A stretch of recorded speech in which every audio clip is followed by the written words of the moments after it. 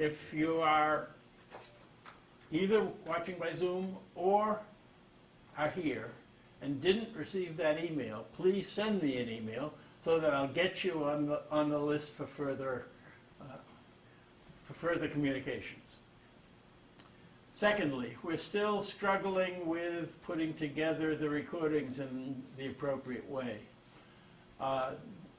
Ultimately, they will be in split screen where you see me and you see the slides together, but that's not the case in the recordings you got today or yesterday, and it's not going to be the case for this class either.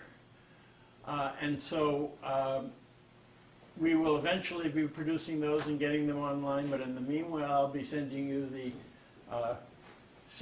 these two separate streams by email. Are there any questions about anything we've done so far?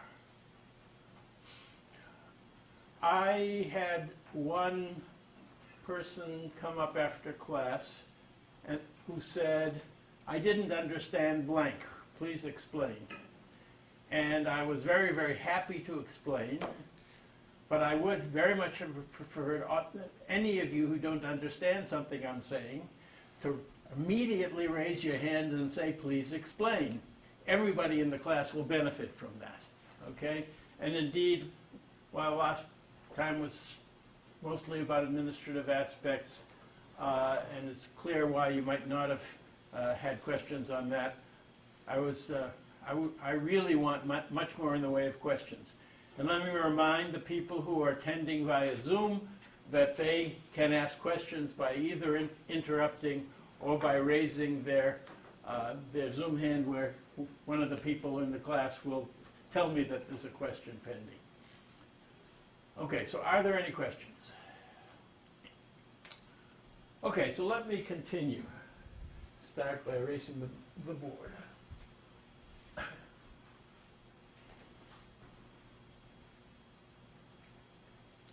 I was summarizing what the class is going to consist of, the course is going to consist of, and the course materials on shape representation I went over last time. But this time, last time I started talking about the components of the course that are in the area of shape statistics. When we talk about shape statistics, we're talking about having a lot of instances of a shape, right? So we have the jaw of everybody who's taking this course. And we are wanting to understand what the probability distribution of jaws is. We want to then be able to, for example, talk about the differences in the probability distribution of jaws, which for people that have temporomandibular joint disease, which is where that joint is where your jaw attaches to your skull, from the shape of jaws that don't have that disease. So we're going to be interested in statistics, ultimately trying to get properties derived from probability distributions.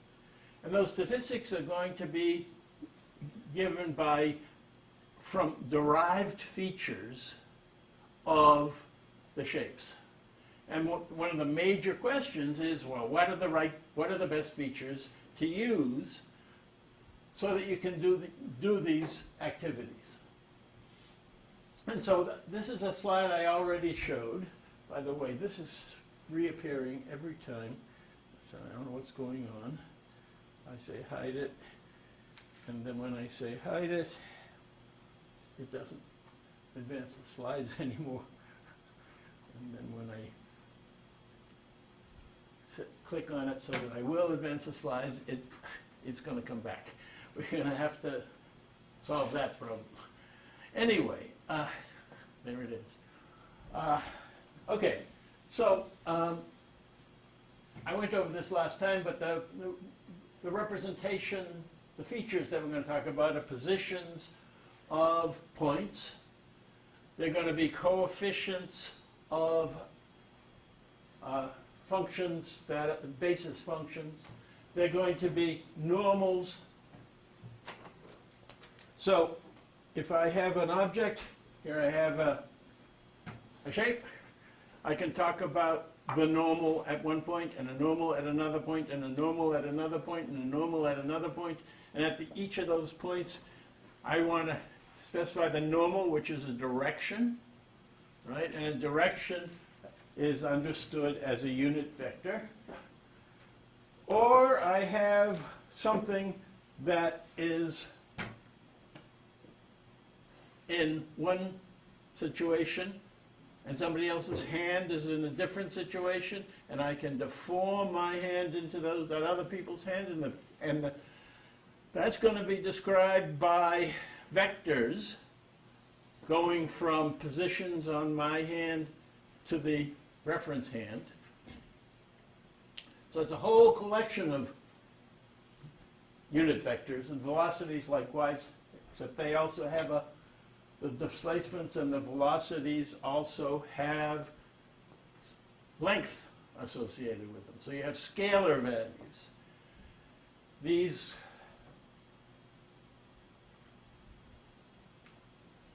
medial models, or skeletal models, that I'm talking about, we'll talk about a lot in the course, involve a center, sort of a central curve, and various vectors that go from the middle to out to the object.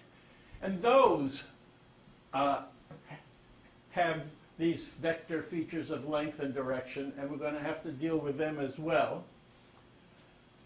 So these scalar values, like lengths, but also and widths and volumes and so on, need to be able to be features. And likewise,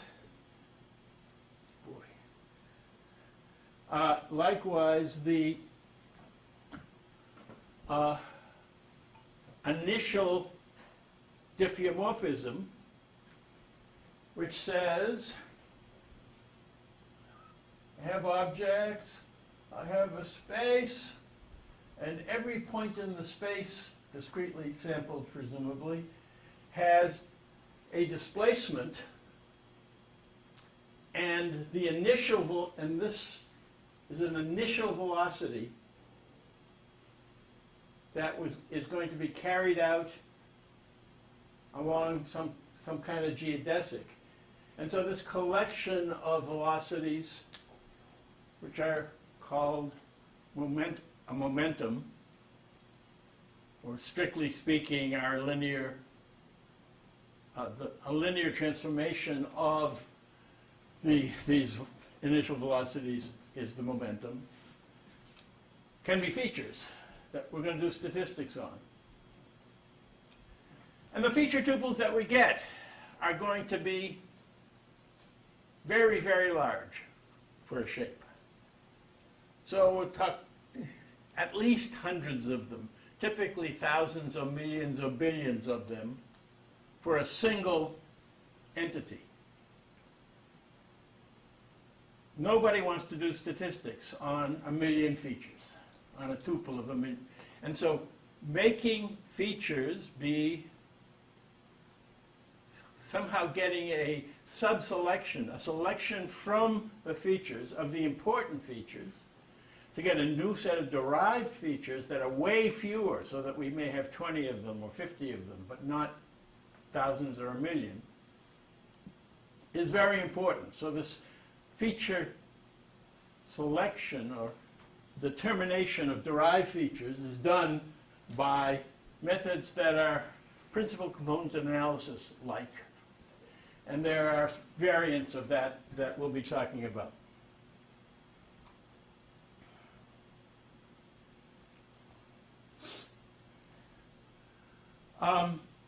I talked about this last time.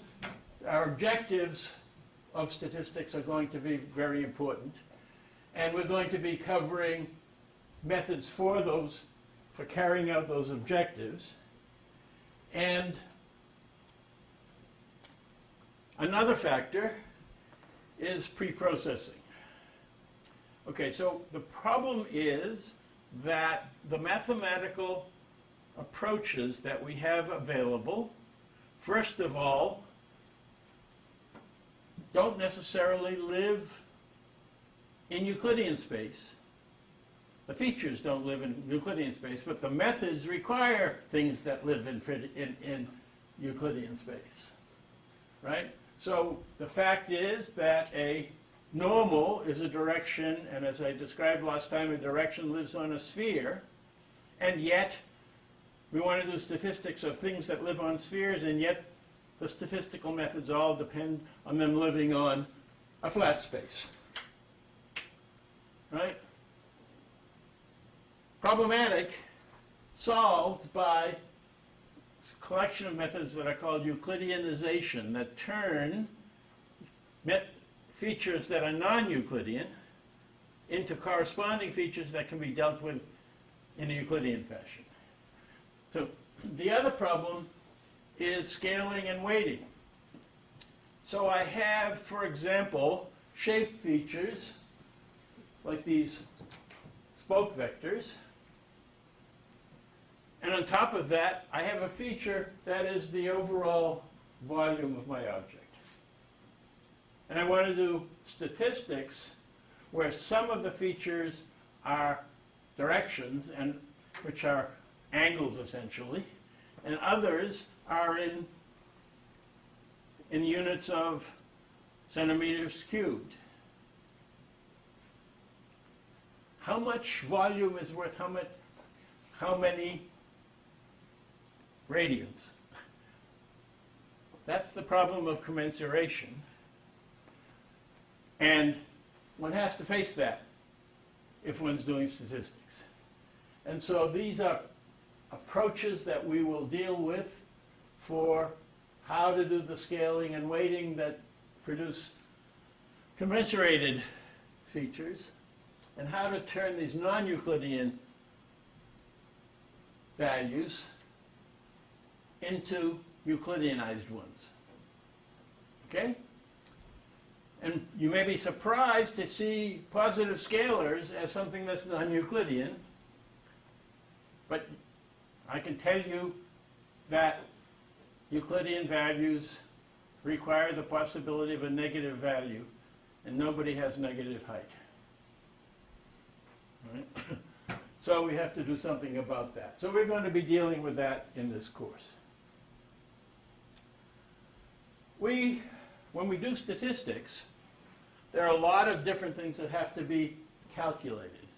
The first is you want to know what a central value is, what we typically call the mean. You're all familiar with taking a bunch of scalar values, summing them, and dividing by the number of values to give you an average that we call the mean. That particular mean is on a very, very simple Euclidean space that happens to be the one-dimensional line. But shapes don't live on such simple spaces. And so we have to be able to compute average values, an average jaw, an average hand. And we will worry about methods for doing that. The normal method that we have around is this average that sum divided by n is equivalent, if you have Euclidean data, to something called the Frechet mean. As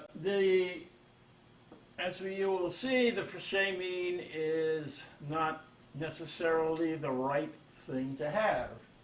Just to give you an example, we have a sphere, and we have a bunch of data points that are near the equator,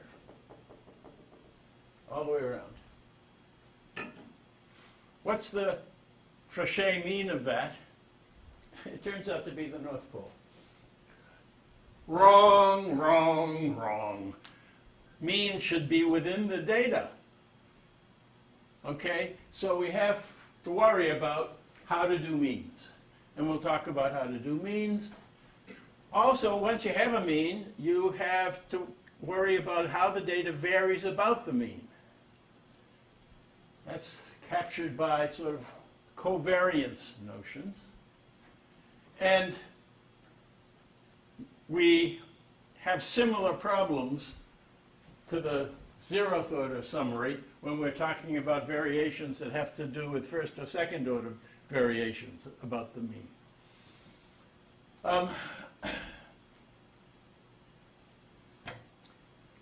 I talked about correspondence last time. So far I haven't defined it. I've given you a general conceptual notion of correspondence, that in multiple instances there is a place on one of the objects that corresponds to a similar place in the next object, and in the next object, and in the next object. But we have to worry about how to achieve such correspondence. And one of the ways in the literature that's pretty interesting, pretty effective, is an information theoretic point of view. That is to say, the general idea is if you have miscorrespondence, it takes more bits to describe an object than if you have correspondence. And so the measure of how much information you need to represent this thing is entropy, and so we're going to need to understand what entropy is. An entropy of these variables that live in non-Euclidean spaces. These non-Euclidean spaces, the ones that we're concerned about, have metrics on them. And you will not be too surprised that the metric that you might want to use for points that live on a sphere, the difference between this point and this x ought to be the arc length of that little curve. Okay? But what happens if we've got an ellipsoid instead of this? And we still have to be able to get reasonable metrics for the ellipsoid. And worse yet, what about for a jaw? Right? And so we're going to have to deal with distance measures. And that has to do with metrics and this particular kind of means of measuring distance that was invented by Riemann. And then we're going to have to do shape analysis of the kinds that we've been talking about on these Riemannian surfaces. And so it turns out the expert on that area is Tom Fletcher, whom, as I last time said, is a former student here. And by the way, you will find, I should have told, you will find a website on the web, mydag.cs.unc.edu. You will find many of the papers that were written here on shape subjects there in the bibliography section. And in the bibliography section, you'll not only see papers, but you'll see dissertations. And one of those dissertations is Tom Fletcher's. And Tom Fletcher, in his dissertation, has a wonderful chapter on Riemannian surfaces and his early work on statistics on Riemannian surfaces. So, there's a place to go, but you'll have the benefit of having a lecture from Tom in this course. Okay, we will need to talk about these shortest distance paths that are called geodesics, and we're going to have to talk about what they are. And then when we have this notion of a warp, a smooth warp, a smooth deformation, like a diffeomorphism, then we want to know, this is a particular warp and this is another warp, how much difference is there between these two warps? And so we need a notion of geodesics on the space of diffeomorphisms. And we'll worry about that. And the last thing I indicate on the slide, the image on the bottom right of the slide, Stefan Sommer at the University of Copenhagen has realized that you may have a probability distribution on this space, on this curved space. And when you say shortest distance path, you want a downweight path. You want to consider things that have low probability as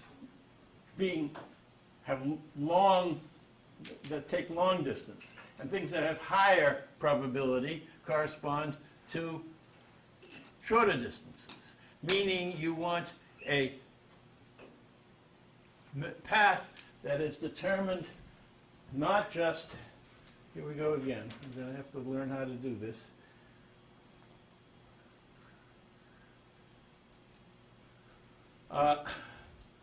Anyway, we will be worrying about these geodesics that take probability into account. Not only the curvature of the surface, but also how likely that place is probabilistically.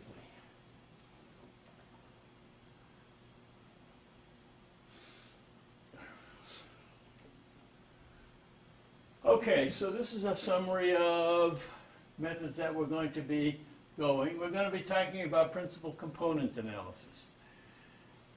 Typically, we have a feature space. If it's Euclidean, as in the upper right slide, we have a bunch of points in that space, and we're trying to find the best fitting zero-dimensional thing. That summarizes best. That's the mean. Then you can say, well, let's take the one-dimensional flat entity, the best line. That summarizes better than just the point alone. So on, best fitting plane, best fitting three-dimensional flat space. That's what principal component analysis does, but it does it in flat spaces. We need a corresponding thing for things that live in spheres, because spheres are so important, because directions are so important to shape, and we're going to do lots of statistics on that. So we're going to talk about a method that was invented actually here in our statistics department called principal nested spheres, which is a counterpart to PCA on flat spaces, but which understands that instead of successive flat spaces like point, line, plane, we want successive spheres.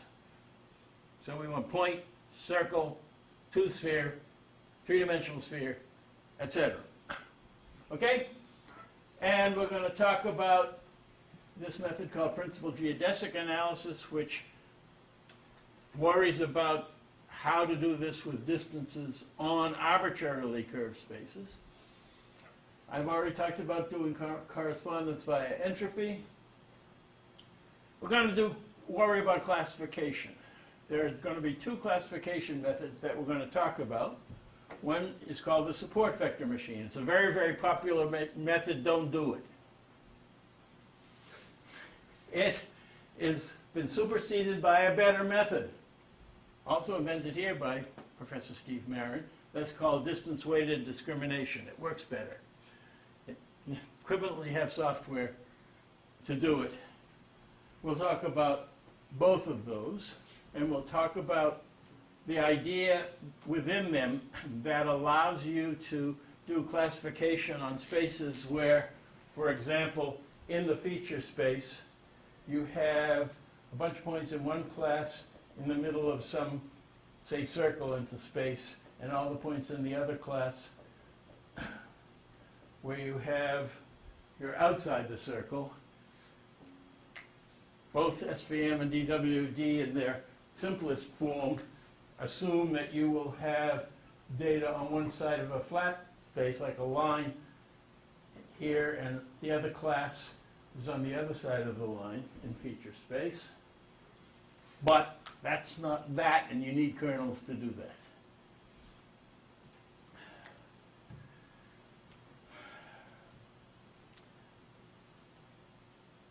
many of the situations that we are dealing with have to do with multiple entities. Okay, so when we have the components, the structures within the brain, we have lots of different entities, and we want to describe them all and their relation. Now, what happens is you have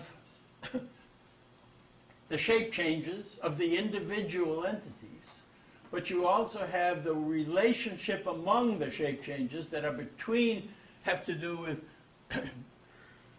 the relation between the objects and how it changes.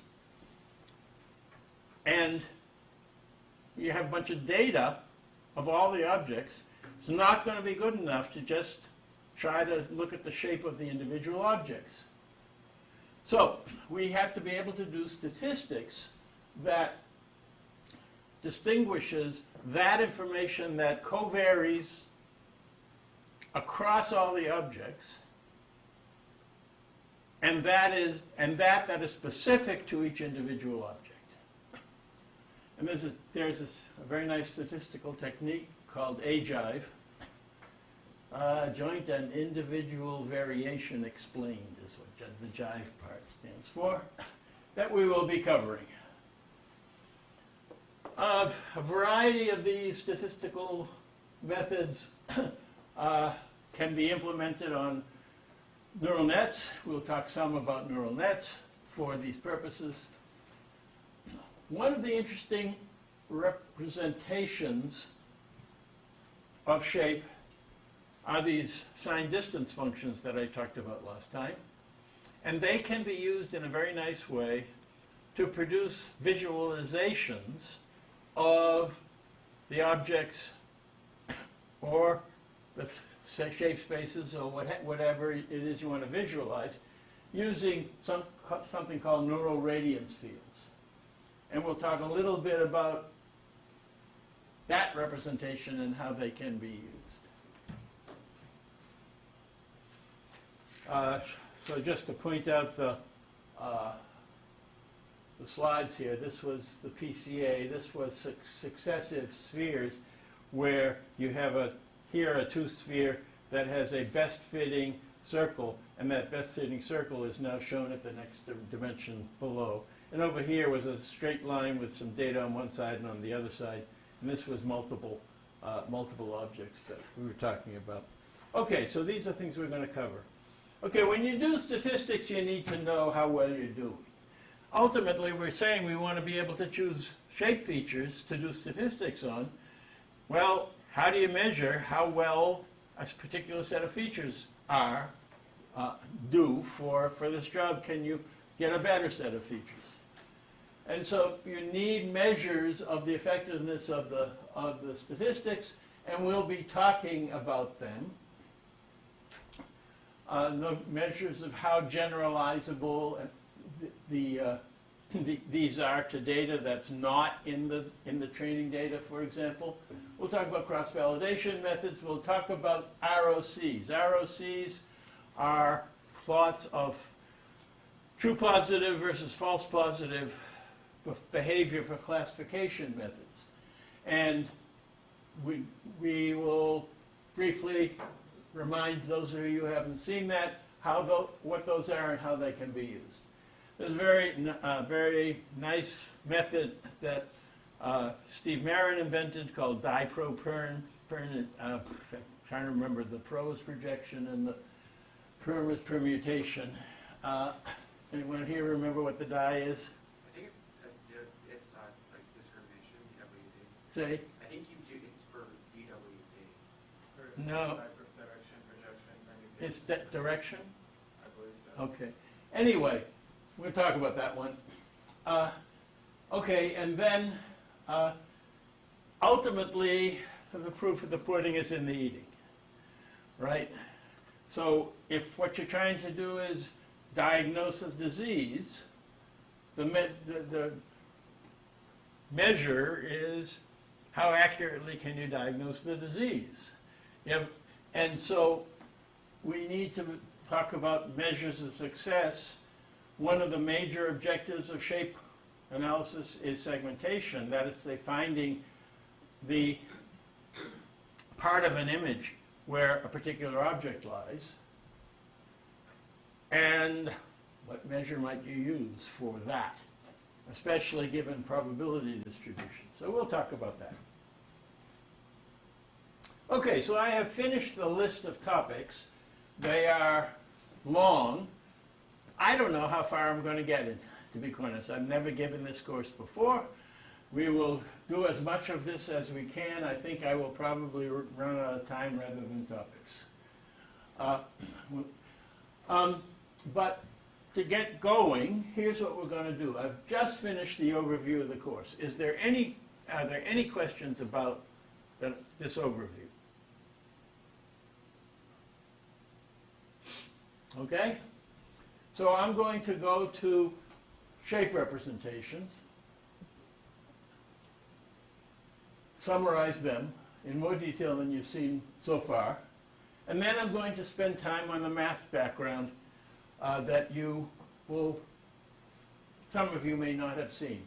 So we'll talk about curved surface geometry, topology of surfaces, ridges on surfaces, which turn out to be pretty important, and Riemannian manifolds that I've already mentioned.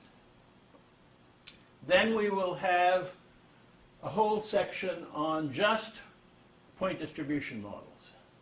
So this representation of points that are in space, typically on the boundary of the object. And for them, we will talk about principal component analysis, and for point distributions models, we will find out that once you normalize away position, okay, so this hand and this hand, I want them to be both sort of on top of each other at the same place. Size, right? Same hand, but different positions, or for that matter, my hand may be smaller than Armando Bécot's hand is. Okay, anyway, and I want to be able to talk about normalizing away size and orientation. My hand is still my hand. It turns out when I normalize away them, what I get, would you believe, is a point on a sphere. A point on a high-dimensional sphere. Wow. If that's the case, I can't do PCA on hands anymore, even for the point distribution models on hands, once I've done this normalization. And so I'm going to have to be able to talk about statistics of points on spheres, and so we'll, for the first time, actually get into this generalization of PCA, that's principal nested spheres. The first person who worried about this normalization problem did it for geography in two-space. His name was Kendall, David Kendall, I believe, and he's an English statistician, or maybe a geographer for all I know. Anyway, he was interested in the position of places and these are points in two-space, and he wanted to normalize away rotation, translation, and scaling. And he did it in a very interesting way, in a way that sort of everybody who knows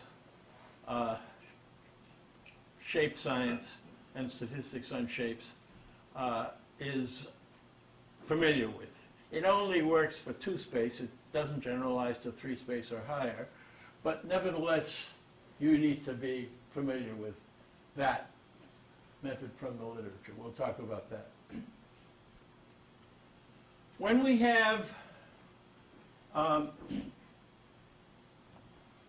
points on a 3D object, here's one, bunch of points on it.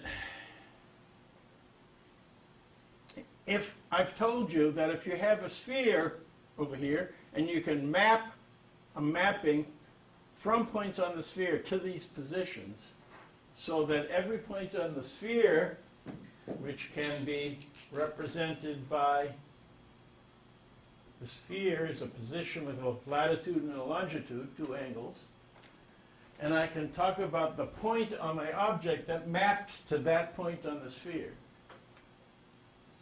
I get this xyz of theta phi, right? Once I have this kind of a function, I can try to summarize it by a set of coefficients bi times basis functions of theta and phi. Okay? These are continuous functions that are orthogonal, and they're called the spherical harmonics.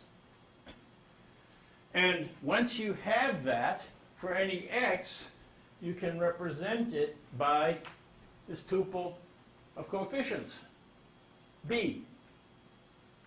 And once you have the tuple of coefficients, any tuple of coefficients, you can go back and figure out where the points are by computing this sum.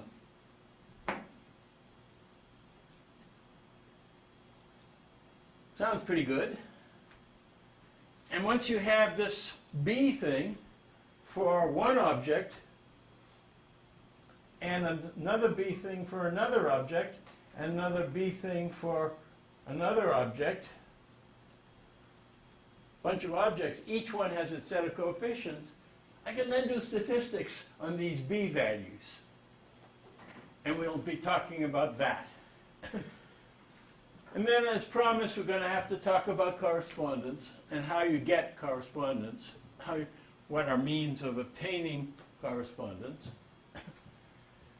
And once we do that, we'll move to non-PDM object representations.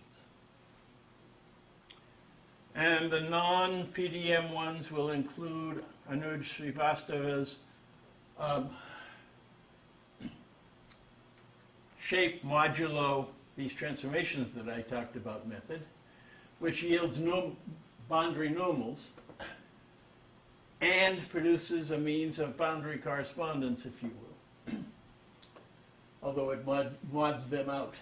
We'll talk then about the skeletal representations, the idea that there's something in the middle of an object, halfway between one side and the other, and distances to it that we want to include.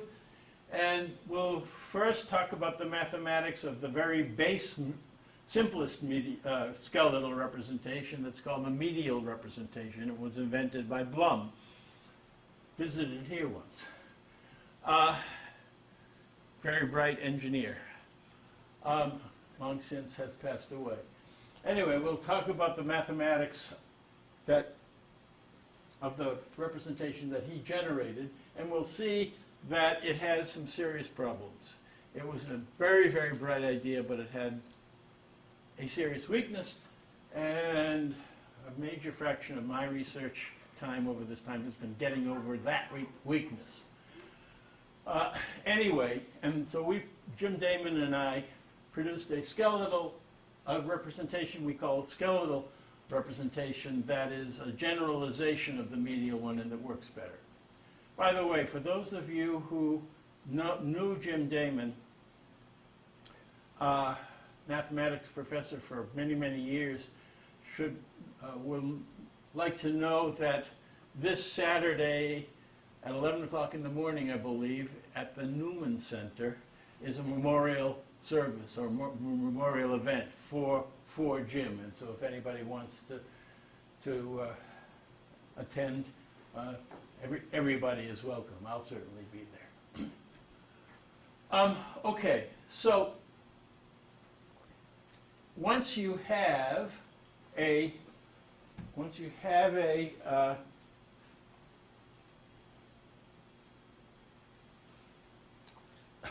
skeleton, it turns out a good way to understand it is as a diffeomorphism, as a warp of the simplest skeletal object, the ellipsoid.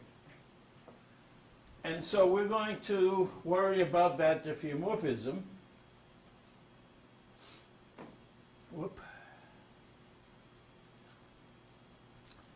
And it turns out once you have that diffeomorphism, you can see that this skeleton, I only have it in 2D, at any given point, that's good, I only needed 2 of these for this 2D example.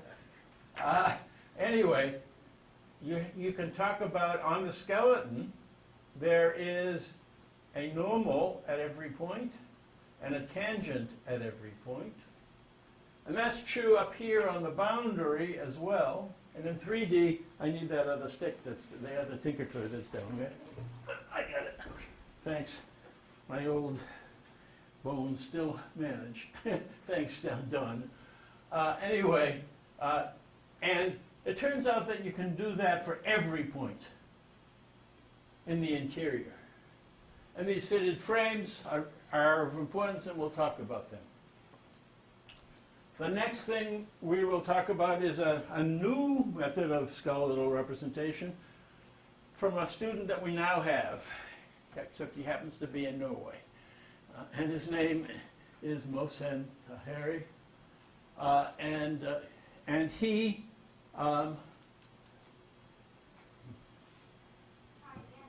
has come up with a medial method that's quite interesting that takes advantage of the idea that an object that you want to analyze typically can be made of sweeping a plane that cuts through where none of the planes intersect each other inside the object. And then you end up with a 2D skeletal description of the cut planes. We'll talk about that one. And since the data comes in the form of boundaries typically, these richer representations have to be fitted into the data. You have to find the best skeletal representation for a given boundary. And we have to talk about that. We'll talk about neural nets that work on that problem. There's another rather important kind of skeletal representation. It was invented initially here by Paul Yushkevich, but he has developed it far further than what he did in his dissertation here. You'll find his dissertation also on the MIDAG website. And as I indicated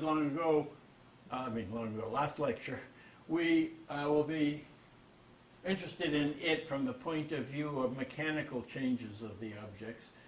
And anyway, his methods, a couple of variants of the method that he'll be talking about. He's planning 2 lectures in this course. And so that will happen towards the end of this second part of the course. And then we'll be ready to talk about statistics on curved surfaces, on Riemannian manifolds. I will have defined the Riemannian manifolds in the math section I spoke of. But once we define it, then you need to know about how to do statistics on them. And Tom Fletcher professor at University of Virginia, will do that. And that will get us some fraction of the way into the total course. And then the remainder, there'll be a 3rd part and a 4th part. This is to give you an idea in what order we're going to be covering this material. Questions on anything? Okay, so what we're going to do here is put this down, and if I can hold on. I should have brought this up before, but I'll do that now. Come on, there we go.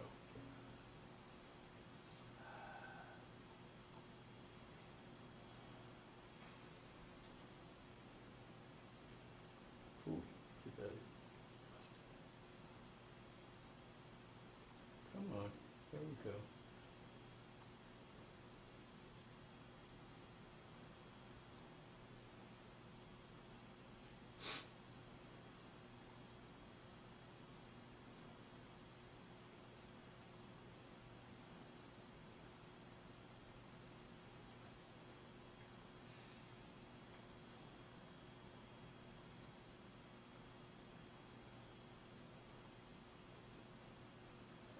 here we go. Okay, so this is intended as a getting more specific about these object representations that we're going to be talking about. So the first class of object representation are a series of points. Now, the series of points may not only be on the boundary of an object. Frequently, we'll be talking about boundary principal point distribution models. Let me erase some.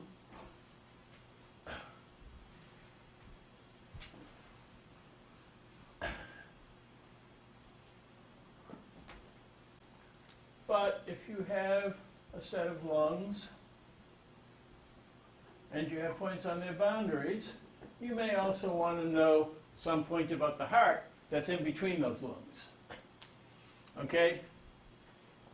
And so the point I'm trying to make here, to play on words, is that these points may or may not be on the boundary, but they're going to be in the form of a list of points that are ordered. So we'll talk about x1, x2, up to xn, when there are n points in a single representation. Right? So each one of these points, this is the 1, the 2, the 3, the 4, has values. In 3D, that x1 will be an xyz. In 2D, it'll be an xy, x1, y1. And so, in general, we're talking about x1, y1, z1, x2, y2, z2, xn, yn, zn. So the representation is a 3n tuple, right? If is an xyz for every point. Okay? Now, it's much more informative if the ith point and the jth, to know whether the ith point is next to the jth point or not. Right? In which case, we will have a matrix, and the ijth element of that matrix will be 1 if there's a connection between the ith vertex in this mesh and the jth one. Right? So between, where's my pointer? Here we go. So between one of these points and one of these other points, if there's a mesh connection, we'll have ones in that spot, and if there's not, we'll have zeros. Okay? Standard graph representation. And then our data, since this is a symmetric thing, and everyone, by definition, well, if you know all the ones on over here, you know what the ij's that are ji, if you will, and you don't have to worry about this. So the upshot is that you have n minus 1 times n over 2 binary entries in this thing. And those are features also of the representation on top of all these positions. So you have 3n reals and n times n minus 1 over 2 binary entries as your representation. Normals, if you want to have a normal at each point, you need 2 directions. A normal can be understood as a latitude and a longitude. And so I'll have a theta 1 and a phi 1 here, and a theta 2 and a phi 2 here, and a theta n and a phi n here. And now I have 5n places if I want both the positions and the normals, or 2n if all I want is the normals.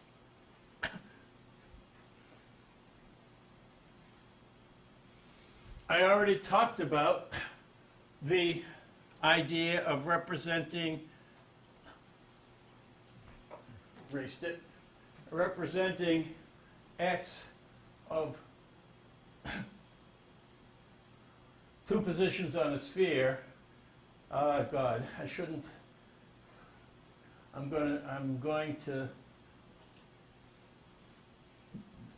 pick a couple of other letters just to not confuse you, but they're still angles. But these are positions on the sphere, and you want to write that as a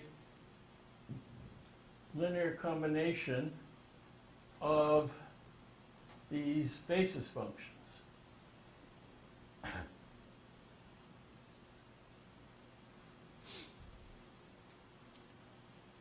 Great, but that's not the way the data comes. The data comes as a bunch of particular x values. You have one of the, the data comes like this. And somehow you have to turn that data into this b vector. And the question of how you do that is an interesting piece of methodology.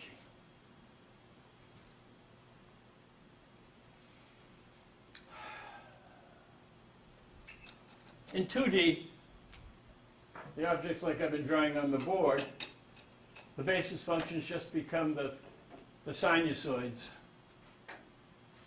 sines and cosines. But the same idea applies.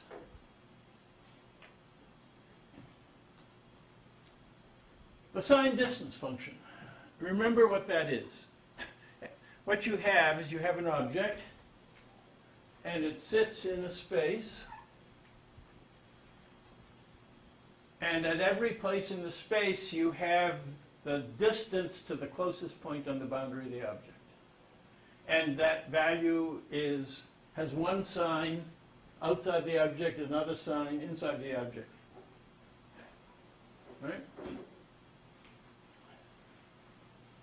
Notice that now, if I have n units here and n units here, it takes n squared values to represent the object, and not n.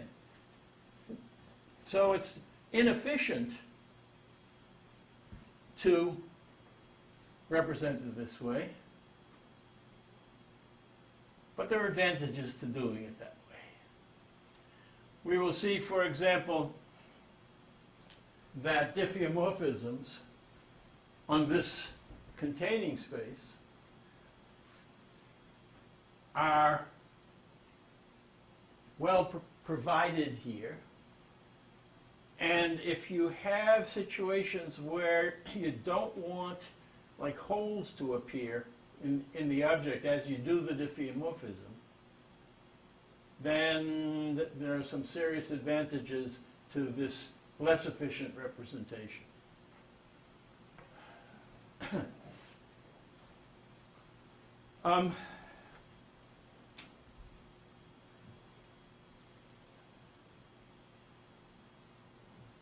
Let me be a bit more complete about the skeletal models. I have an example here.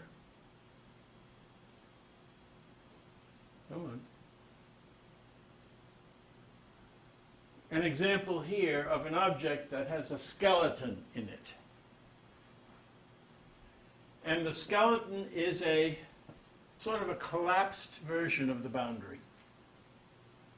So if you take my hand and you collapse this towards that way, this side of my hand, and this side of my hand, you collapse toward that way, what you get is,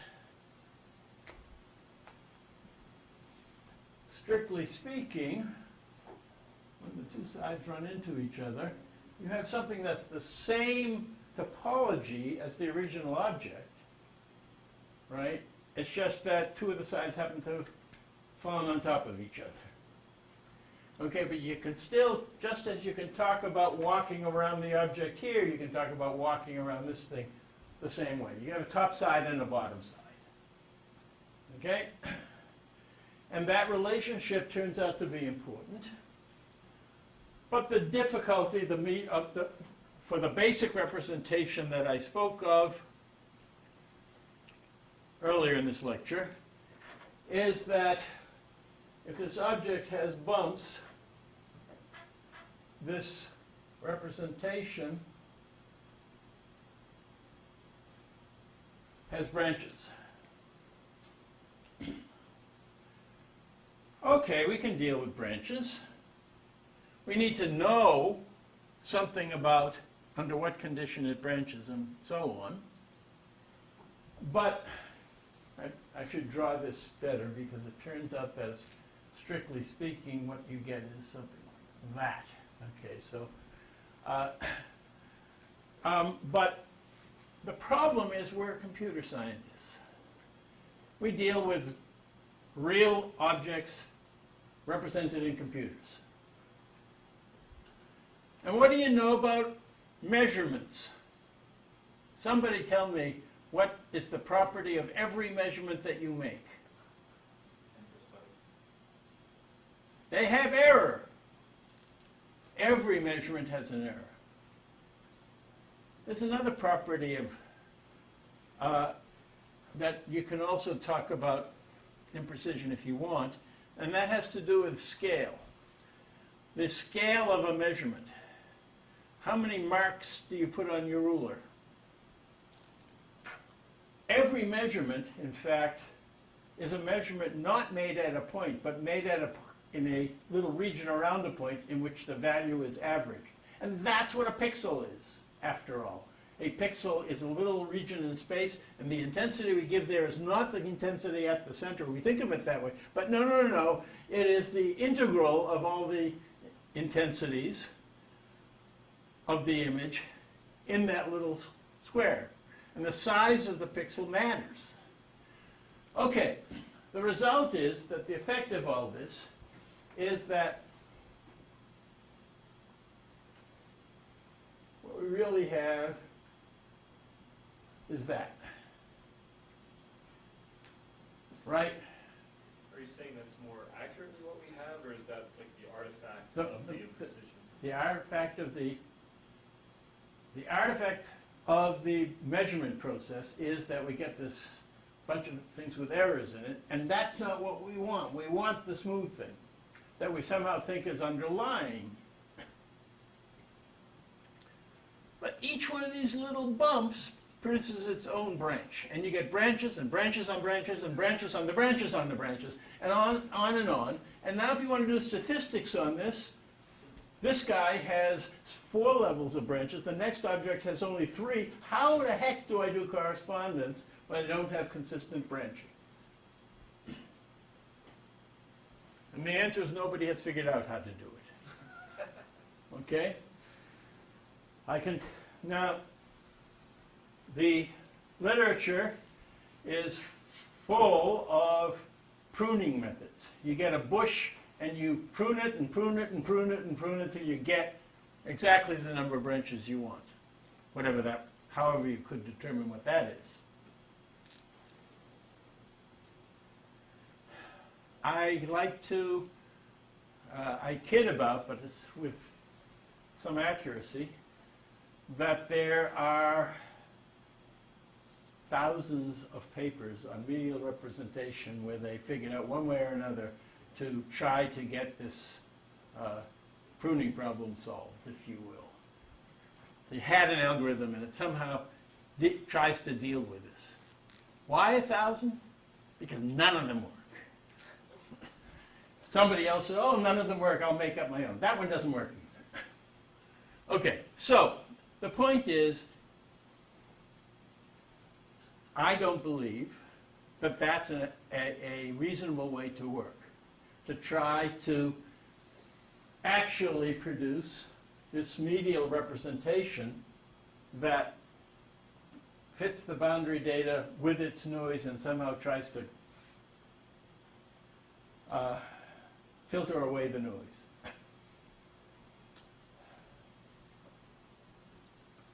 So, if the Blum medial axis has this problem of ridiculous branching, what do? Well, you say, I want something that's Blum-ish, but which I say all my objects have one branch around here, and that's what they are. Or, in the simplest thing, no branches at all. And I will insist that I find a way to take something with that topology and fit my data to it. Those things end up with perfectly nice skeletal surfaces and perfectly nice spokes from it to something near the measurements, but not precisely at the measurements. And these things that are Blumish but not Blum, this generalization Jim Damon and I call skeletal models. And we will talk about them. And you see an example of one here where the skeleton, you're only seeing the top side of the skeleton here, but there's a bottom side also, and the whole idea of a skeleton is that the spoke going from the top side and the spoke going from the bottom side should be, Blum says, exactly equal. No, we say, no, not quite exactly equal, but approximately equal. We will penalize difference between them, but not require that they be exactly the same length. Nevertheless, the average of these two lengths, or the sum of these two lengths, is a width measure for the object. And width turns out to be a really important geometric feature. So, we'll talk about skeletal models more when we have the section on it that I indicated. In skeletal models, there are these special places on the skeleton where the object folds. Right? So in my picture here in 2D, I have the top side and the bottom side, and this place are where the object folds. Understand? It turns back on itself. In 3D, the skeleton is a curved folding surface, and it folds along some curve, right, all the way around.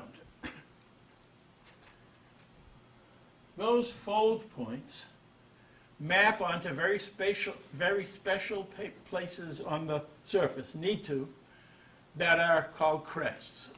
I indicated them last time. They're places of particularly high curvature. It's more curved as you go around here on the boundary than if you're moving along here. Right? And so we will be interested in these crests because they're so important for using these fold points. Those crests are curves in 3 space. And not only are the crests important, but on an object like you have here, the particularly important places are what are called vertices. Now, you may think a vertex as a corner. You learned that in high school geometry. But mathematicians use a more generalized notion of vertex. A vertex is some place that has a local maximum of convex curvature. Okay? And so in particular, in this object, there's a vertex here, and a vertex here, and a vertex over here. Okay? And in a skeletal model, this collection, this curve, set of the curve that forms the fold is itself a curved 2D surface. Should draw it right. That has vertices. And those vertices are even more important than the curves. And so Nick Taphuse here is spending a lot of his painful time coming up with ways to map the ellipsoid onto the object in a way that the vertices of the ellipsoid map onto the two of the vertices of the object, in the way the crest curves map onto the crest curves of the object. And so this idea of how to represent a curve without having to say which exact points are which on the curve requires a representation of its own, and it's called currents. And it basically has to do with, we have a curve, I'll draw it in two space, and what we're going to do is we're going to represent it essentially by its tangents at various places. And we will define that and talk about diffeomorphisms that respect land curves as well as possible specialized points. And these land curves may be crest curves.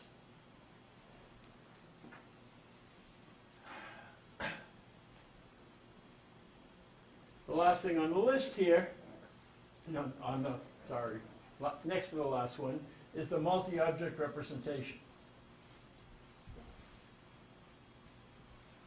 So I'm going to use the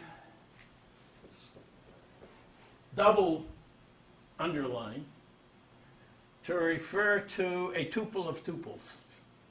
Okay, so if this tuple means x1, y1, z1, and this tuple means, I'll say xi, yi, zi, and this tuple runs you over I, that is to say, all the points. My representation is this x double underline, right? It's a capital N tuple of three tuples.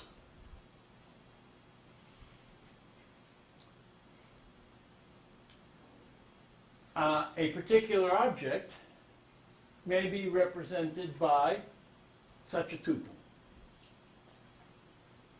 If it's done skeletally, okay, so it's no longer x. This, I'll call it z, okay, not meant to be the same z, but in any case, this thing now consists of a bunch of skeletal points, maybe. I'll call it P1, P2, a point distribution model of the skeleton. We'll see that that's not what we really want to do, but easier to understand today. Together with, at every point here, but the crest points, you have two spokes, and spoke number one has a length and a direction.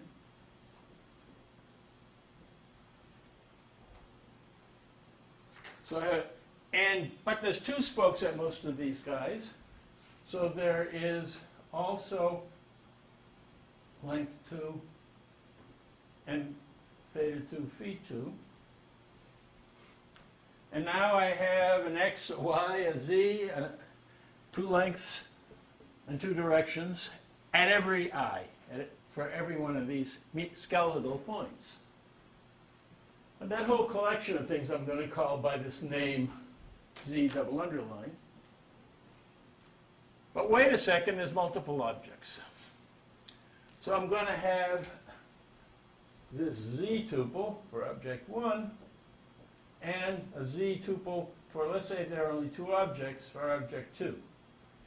Another object is going to be a z-tuple for object 3. And this is in one instance of my population. But on top of that, I need information about the relation between the objects. And I'm going to define my relation between the objects as finding some sort of a skeleton between the objects that you see here. The two objects in this picture are up here and down here, and this is this so-called linking surface, halfway, sort of halfway between the objects. And then we're going to have all of those points with vectors between the linking surface and object 1 and the linking surface and object 2. And so on top of all this, I need a linking representation.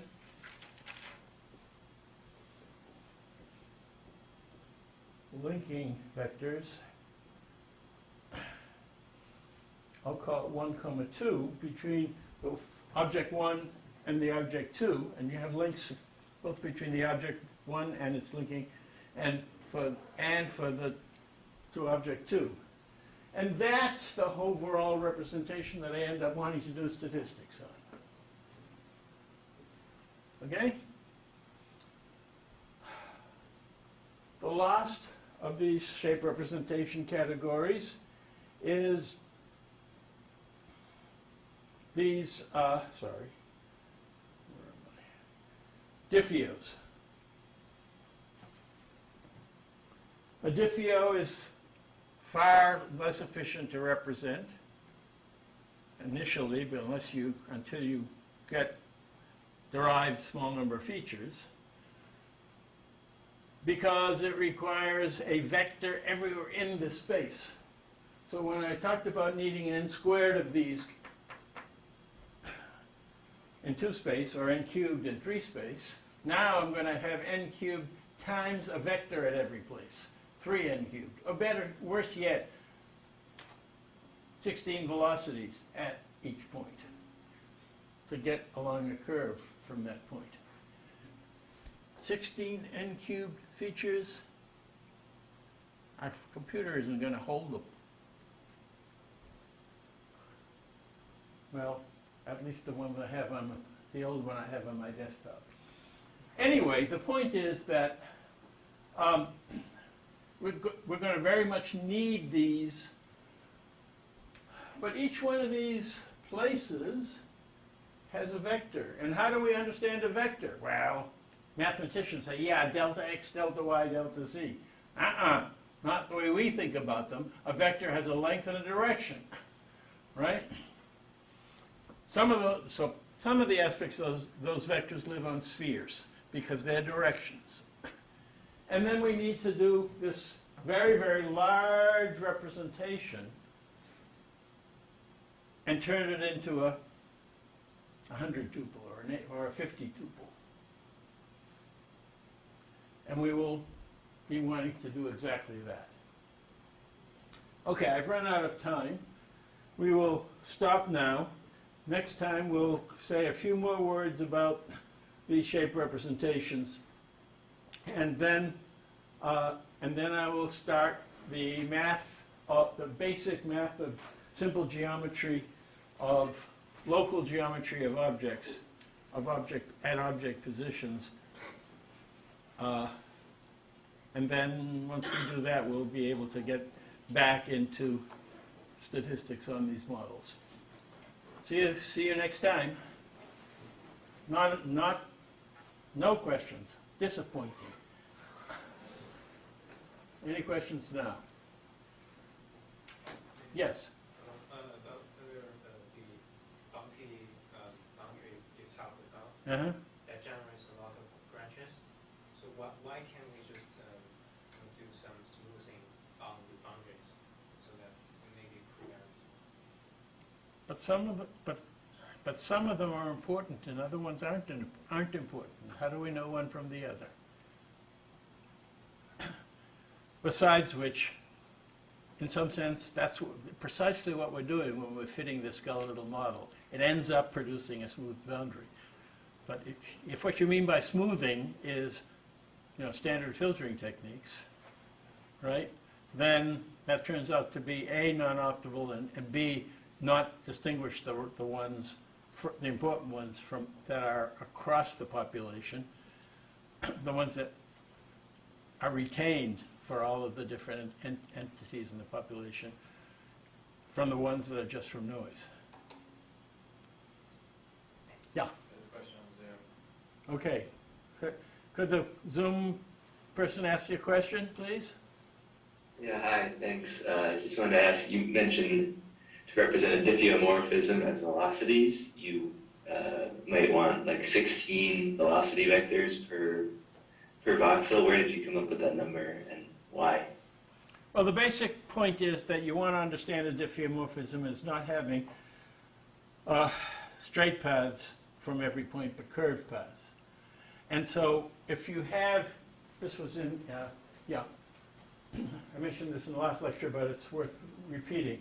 So if you have a point and you say a little bit of the diffeomorphism gets me from here to here, and then applying more of the diffeomorphism gets me to here, and so on, then each one of these little vectors of displacement that are put tail to head are these velocities, so-called. And the question of how many you need is sort of the same kind of question as how finely do you want to sample the object in the first place in space. So that's a very valid question. I just made up a kind of number that people use in the programs that we hear about. Other questions? Yeah? No. Guess not. Bye, everybody.